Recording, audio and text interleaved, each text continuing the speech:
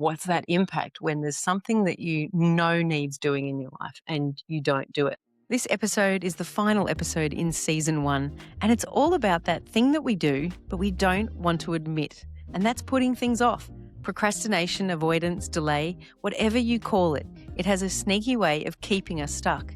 We unpack what's really going on underneath it, why starting is often the hardest part, and a very simple tool that you can use to get yourself moving. Enjoy. Welcome back to another episode of Midlife Unfiltered. I'm your host, Margit Cruz. And I'm Clarkie. And I'm excited today. This is the final episode of season 1 of Midlife Unfiltered. I'm feeling very proud and very excited that we're here. Congratulations.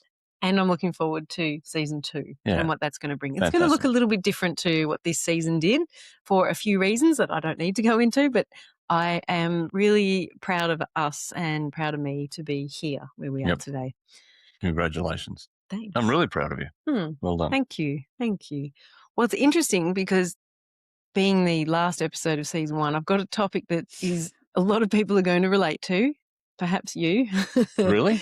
Yes. What is it? It's about males. Well, so if I did this thing, we wouldn't be at episode 20. In fact, we probably wouldn't have a podcast at all. And it's that P word, procrastination. It is about me.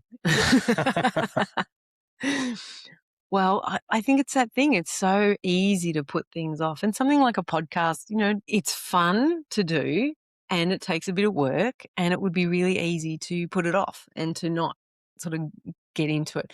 Like many, many things in our lives that we tend to put off and procrastinate. I don't like procrastination. It sounds medical. Procrastination. What have you been diagnosed with? Procrastination. Exactly. I like Gunna. Gunna. Gunna. We talked about Gunna in the last episode we did together. Did we? We did. And you said, I'm a bit of a gunner. And I went, yeah, you are sometimes. I think they're different things, though. I think the gunner that was when we were talking about being impeccable with your word. Okay, Yeah, and when we say that we're going to do something. And procrastination is similar in that sort, but you don't necessarily say it out loud. You just keep putting it to the side and not getting it done. Do you think males procrastinate more than females? I think that's a really good question that could get me in trouble. Well, I'm going to answer it. I think it's very male. It's like you hear women complaining about it all the time, and the guy going, I will fix the leaking tap in the backyard. I said I'd fix it. I will fix it. I didn't say when I was going to fix it. Yeah, that comes back to that impeccable with word of clarity of communication, though, right? Yeah. The procrastination is, and it's really interesting because I've actually coached a few women around procrastination, and it is generally that avoidance of doing something or something that maybe you perceive it's going to be boring or you're not going to enjoy it, or you just don't really want to do it, and so you keep putting it off. And I think people do this in the workplace. That idea of, it's still going to be there when I tend to it. It's not going away, although sometimes procrastination works in your favor and things do magically go away. But on the whole, it's just a complete avoidance of doing the thing that you know is the next step for you. So how do you think that impacts on people? Because I'm thinking of how I was once described, like somebody described to me once how a female brain works and a male brain works. Mm-hmm. And the way it was described. I want to hear this. The way it was described is that men compartmentalize activities. So they have lots of little boxes in their head. And it's really easy to push something into a rear corner of that compartmentalization, where a female brain is wired differently and has lots of wires and it's just always running. And I wonder how, because it doesn't worry me to put something off. But what if it's something that you know needs doing? It still doesn't worry me. Well, that's probably true from what I've seen living with you.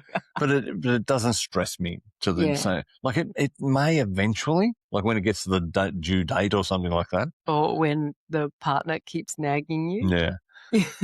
But it seems to annoy females. It's in their mind all the time. Oh, I've got to get done, but I'm not going to get done.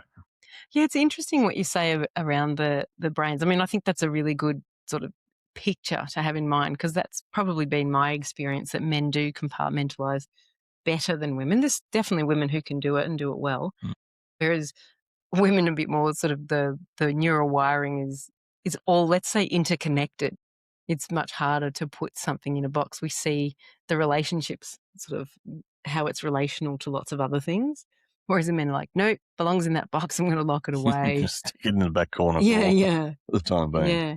But it's that thing of, I know for me, I can be a little impatient when I have, it's not even a to-do list, but things that I want to get done. You're like a dog on a bone. Don't say a little impatient.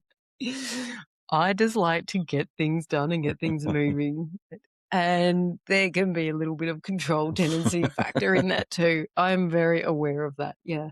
But this thing of procrastinating, of putting things off, I don't think it's what I'm talking about. It's not sort of compartmentalizing it and putting it away, although that's the strategy that you use to feel okay about doing it, or to not feel anything about not doing it. But I'm really talking about, what's that impact when there's something that you know needs doing in your life and you don't do it, and that maybe there's consequences from it, and you don't necessarily feel that good about it, as opposed to just compartmentalizing it. Does that make sense? Yeah, Yeah. absolutely. And I think I still sometimes stick it in those, the back corner. yeah, but sometimes those things that you've got to do, but it's kind of hard, it requires a certain level of thinking, and you're just kind of like, no, I'm just going to put it off. Or, students, they're the classic example of this. I've got an assignment due. I know it's due. I know there's work required. I don't really want to do it. And so I keep putting it off and putting it off until that deadline becomes so close. And that- AI does it for them. well, probably that is partly the truth now. But I remember my kids doing it at school, definitely, and waiting till that last minute. And it's interesting because there is research that shows that when we do it closer to the deadline, we just sort of get in and get focused and do what we need to do. And the outcome is not totally dissimilar to if you had spent all the time leading up to it. So sometimes that procrastination means we're not, I like the word, faffing around, sort of wasting time doing things more slowly. But it also does lead to things not being done properly as well. Yeah. But I find it really interesting that when I'm coaching someone who is a bit stuck in that procrastination, and you start to sort of break down, what is it that's stopping you from doing the thing that you know is going to make the difference. And there's lots of different things around fear of success, fear of failure, sort of come into those, fear of taking that next step forward. I think about a lot of people who are starting their own business and they know what that next step is for them, but they continue to put off that step, and they'll do all of these other steps before doing the one that's going to make the biggest difference. So does goal setting fall into this category? Now, I'm not saying big goals. Like, I'm not saying let's build a house. I'm just saying if you want to achieve something and you set a goal and there are X number of steps to achieve that goal, that would overcome the procrastination. Yeah, like chunking it down. Chunking it down is a really great way to start to get some of those goals done. But the funny thing is when we think about what's happening within our brain, in our neural pathways, is that when we start something, when we take that first step and we do something, we're actually okay doing it. It's the hurdle is taking that very first step into it, generally speaking, in procrastination. Mel Robbins has this great theory, Yeah. and I say it's not rocket science, which goes 5, 4, 3, 2, 1, go. And you do the countdown and you get stuck into it. So if you didn't want to go to the gym, or if you're procrastinating about a particular task, 5, 4, 3, 2, 1, go. And you just get into it and you get it started, because once you get it started, you start to build a little bit of momentum, and it just stops you from, putting it over in the corner or putting it in that box that's far, far away in your mind.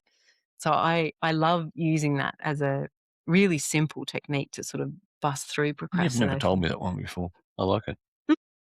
Yeah. 5, 4, 3, 2, 1. It's an interesting one, right? Like, I see lots and lots of people who are procrastinating undertaking certain tasks that they know are the thing that will make the difference for them. And whether that's in a work sense, in a personal sense, whether it's in a fitness sense, I'm going to go for a run. I'll do that next week. Oh, it's raining. I'll do it another day, rather than just, okay, let's just get out and go. 5, 4, 3, 2, 1, go. It can actually overcome the procrastination. But starting to understand that a lot of the things that we say we want, we're putting off purely just because we're procrastinating on doing the most important part of whatever the task is. Mm. And just getting it started is enough to give us some momentum. So is it self-perpetuating?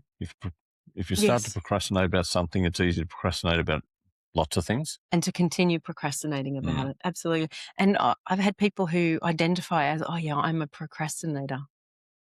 And when you start talking to yourself in that kind of language, It's being impeccable to your word. well, it is being, well, that's the thing, Yeah. right? Oh, yeah, I'm impeccable with my word. I'm a procrastinator, therefore I'll keep being that. But is that who you want to be? Some people love it. Some, it works for them. But I think on the whole, when we procrastinate, we don't necessarily feel that great about I used to ourselves. work with a guy who liked the just-in-time management process. Yeah. Yeah. Exactly. Just do it at the end, just in time. But then I love the statement, just do it. Just do it. Yeah. No, that's the whole thing, isn't it, Nike? Just do it. And that's in part sort of just do it. Just get out and do it and stop procrastinating. But I also love just having that really simple technique that you can use that will be the thing that just gets you started. And for me, that 5, 4, 3, 2, 1, go has been, really, really simple, a really simple technique. Yeah. We'll give it a crack, guys. 5, 4, 3, 2, 1. And that's been episode 20 of Midlife Unfiltered, the end of season 1. Thank you for listening along with me. It's been quite the journey thus far, and I'm really looking forward to seeing what season 2 brings in, in the way of the changes that are coming. I'm looking forward to seeing it. Yeah, and what's going to happen with it. But I am really grateful for all of you who have listened thus far. Thanks for tuning in to Midlife Unfiltered. I hope today sparked something meaningful and reminded you of what's possible in this season of life. If this episode lifted you up, share it with someone who could use the reminder. Subscribing will make sure that you're notified when a new episode is released, and leaving a review on Apple Podcasts or Spotify also helps more people discover our little corner of midlife truth-telling. You can always reach out through Facebook, Instagram, or LinkedIn. I love hearing from women who are walking this path with me. Interested in working with me? You'll find everything you need at margitcruise.com. And remember, midlife isn't an ending. It's your invitation to feel more alive than ever. See you next week. And now the legal stuff. The content in this podcast is provided for general information and inspiration only. It does not constitute medical, legal, or psychological advice, nor is it a substitute for independent professional care. Margit Cruise is not a registered health professional. You are responsible for your own choices and outcomes and should always seek advice from an appropriately qualified professional.